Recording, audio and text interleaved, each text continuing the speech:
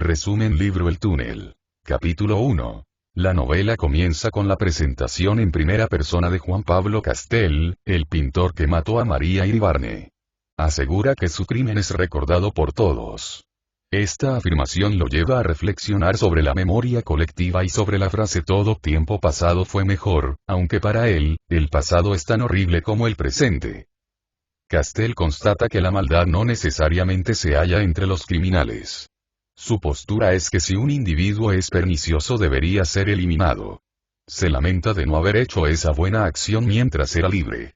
Para justificar que el mundo es definitivamente horrible, cuenta que, en un campo de concentración nazi, un expianista que se había quejado por el hambre fue obligado a comerse una rata viva. Capítulo 2. Juan Pablo interpela a sus lectores.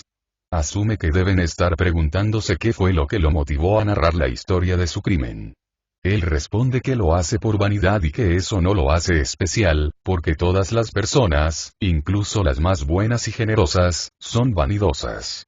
Para confirmar esto, da el ejemplo de cuando tuvo que viajar 2 días enteros sin dormir para ver a su falleciente madre. Nos cuenta que oscuramente sintió un orgullo vanidoso por haber acudido tan pronto. Después nos dice que quizás lo mueven también el orgullo, la soberbia, y una manía suya de dar explicaciones de todos los actos de su vida. Finalmente, admite que hace esta confesión porque lo anima la débil esperanza de que alguien, aunque sea una sola persona, lo entienda. Nos cuenta que existió antes una persona que lo podría entender. Pero esa es, justamente, la persona a quien asesinó. Capítulo 3. Castel dice que hará el intento de relatar cómo conoció a María Iribarne, qué relación tuvieron y cómo se decidió a matarla de la forma más imparcial posible. Comienza con su primer encuentro en el año 1946, en el Salón de Primavera, un espacio de exposiciones plásticas. Allí, el pintor presentaba un cuadro de su autoría llamado Maternidad. Esta pintura presentaba en un primer plano a una mujer que miraba jugar a un niño. En el extremo superior izquierdo del cuadro había una ventana en la que se veía una pequeña escena, la de una mujer en una playa solitaria, mirando hacia el mar como a la espera de algo.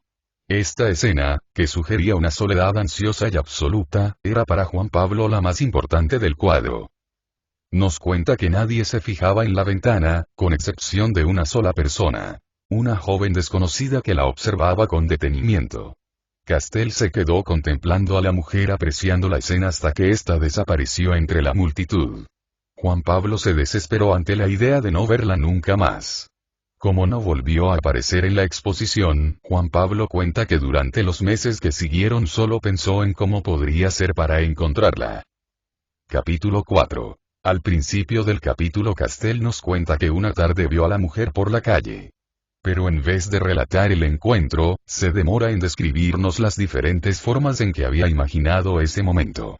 Nos cuenta que había pensado en hallarla en otros salones de pintura, pero abandonó esta posibilidad porque él nunca asiste a este tipo de reuniones.